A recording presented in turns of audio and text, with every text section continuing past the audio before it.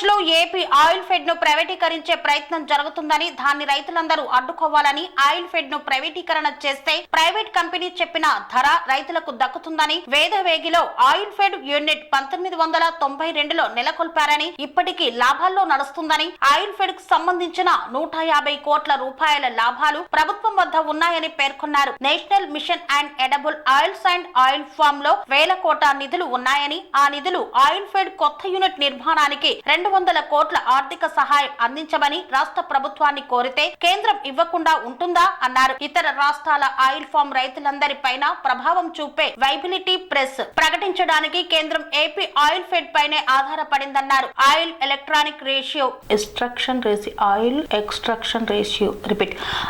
Extraction ratio తక్కువగా ఉండడం వల్ల దేశంలోని రైతులందరికీ నష్టం జరుగుతుందని వాపోయారు. 2.5 లక్షల మంది రైతులు ఆధారపడిన ఈ పంటను 1990లో ప్రథమంగా రాష్ట్రంలో కేంద్ర రాష్ట్రాలు ప్రభుత్వాలు సబ్సిడీ ఇచ్చి గిట్టుబాటు ధర కల్పిస్తామని హామీ ఇచ్చి ప్రోత్సహించారన్నారు.